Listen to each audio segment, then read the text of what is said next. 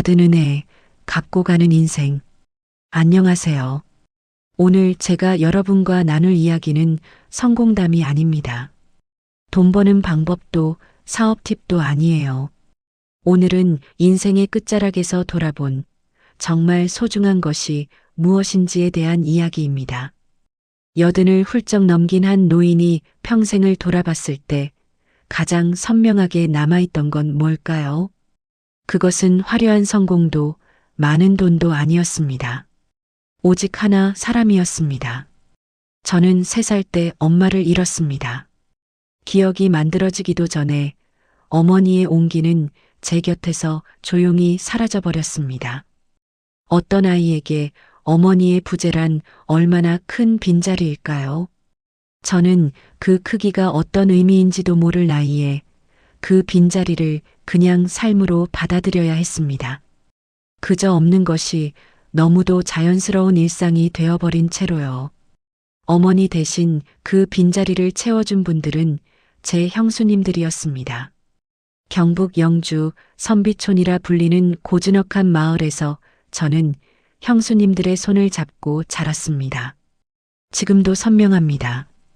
작은 제 손을 감싸 쥐던 그 온기, 생모의 사랑을 몰라서 더 깊이 새겨진 걸까요? 아니면 세상을 처음 만나는 아이에게 그 사랑이 곧 전부였기 때문일까요? 어쩌면 저는 엄마라는 이름을 부르지 못한 대신 그분들 덕분에 살아갈 수 있었고 자라날 수 있었습니다. 12살이 되던 해였습니다. 이유 없이 가슴이 자주 답답했어요. 그 무렵 제 마음속엔 공부보다 한 가지 생각뿐이었습니다. 빨리 돈을 벌어야겠다. 형수님들께 받은 은혜에 조금이라도 보답하고 싶었거든요.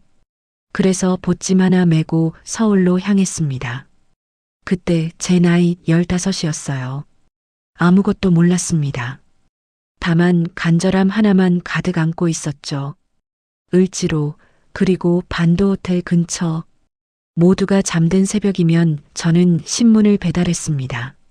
손가락이 얼어 감각이 없어도 다리가 쑤셔도 그냥 발걸음을 멈추지 않았어요. 그 신문 배달로 번 푼 돈이 그때 제 전 재산이었습니다. 신문 배달이 끝나면 사탕 장사를 했습니다. 낮에도 쉬지 않았어요. 1푼, 2푼, 정말 그렇게 돈을 모았습니다.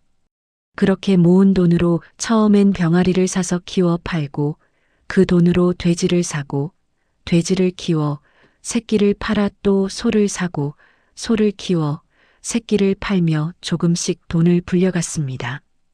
남들이 보기엔 참 우습게 보였을지도 모르죠. 하지만 제 마음엔 딱 한 가지밖에 없었습니다. 그렇게 모은 돈으로 큰형님께 방앗간을 사드리고 논도 하나 사드렸습니다. 그때 제가 했던 말이 아직도 기억납니다. 형수님, 이제 걱정 마이소. 그 한마디를 하고 싶어서 그 모든 시간을 견뎠던 것 같습니다.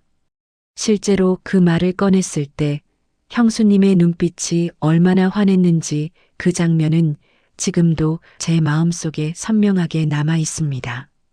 돈으로 따지면 아무것도 아니지만 제 인생에서는 가장 큰 성공이었어요.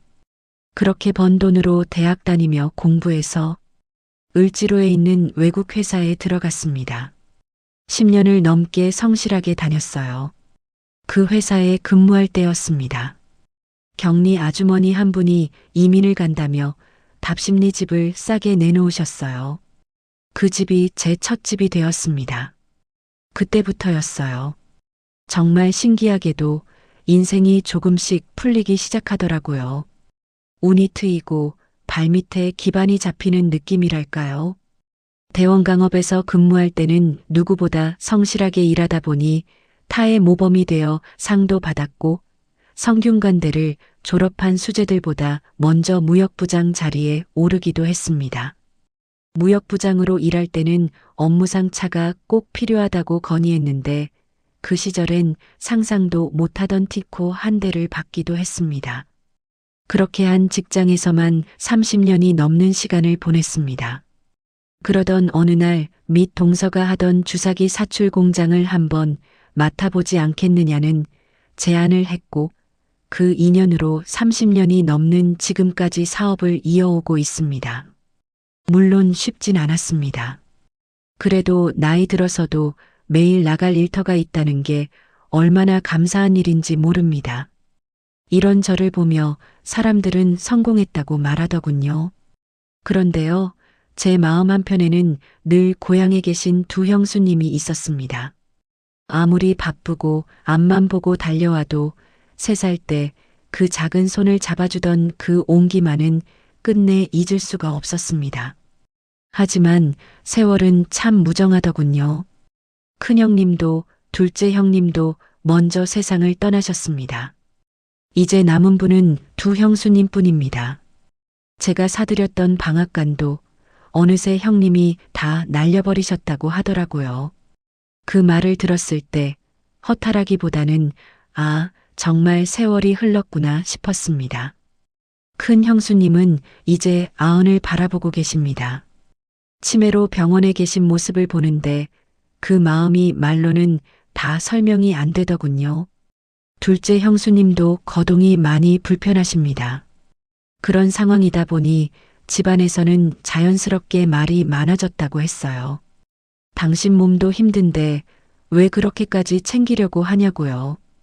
그런데 저는 그럴 수가 없었습니다. 그분들을 외면하고 지나칠 수가 없었어요. 왜냐고요? 제가 어렸을 때 그분들은 단 한 번도 저를 외면한 적이 없었거든요. 어머니 없는 아이를 자기 자식처럼 키워주셨으니까요. 그 은혜를 알고도 아무 일 없다는 듯 살 수는 없었습니다. 저는 평생을 아끼며 모아온 돈에서 아주 조금 제 마음을 덜어냈습니다. 부족하다는 걸 알면서도 그저 늦지 않게 제 마음을 전하고 싶어서였습니다. 그래서 두 분의 손에 각각 500만 원이 든 봉투를 건네며 속으로는 수없이 되뇌었습니다. 이것으로는 다 갚지 못하지만 그래도 제 마음만은 전해졌으면 좋겠다고요. 그 돈은 숫자였지만 제게는 평생 품고 살아온 감사였습니다. 고맙다, 정말 고맙다. 메마른 손으로 그 봉투를 꼭 쥐시던 모습, 끝내 참고 있던 눈물이 주르르 흘러내리던 그 얼굴이 지금도 제 눈앞에 또렷합니다. 그날 느꼈던 그 감정, 아마 제 인생에서 가장 큰 보람으로 남을 것 같습니다. 이제 제 나이 80을 훨씬 넘겼습니다. 돌아보니 정말 치열한 삶이었어요. 을지로의 새벽 바람부터 지금의 공장까지 수많은 밤을 새웠고 많은 눈물도 흘렸습니다. 하지만 후회는 없습니다. 왜냐하면 형수님들이 행복해 하시고 고맙다고 하셨거든요. 인생 뭐 있겠습니까? 성공, 돈, 명예, 그런 것들은 결국 손에 남지 않습니다. 나이가 들수록 알게 되더군요. 끝까지 남는 건 결국 사람입니다. 그리고 그 사람들과 나누었던 사랑, 말로 다 갚지 못한 은혜입니다. 받은 은혜를 조금이라도 돌려주고 가는 것, 그게 생각보다 훨씬 중요한 일이라는 걸 이제서야 알게 됐습니다. 오늘 말의 온기는 이렇게 살기로 마음먹었습니다. 받은 은혜를 잊지 않고 인생의 끝자락에서 가장 소중한 것은 사람이라는 걸 기억하며 살기로요. 그리고 그 사람들과 나눈 사랑입니다. 감사합니다.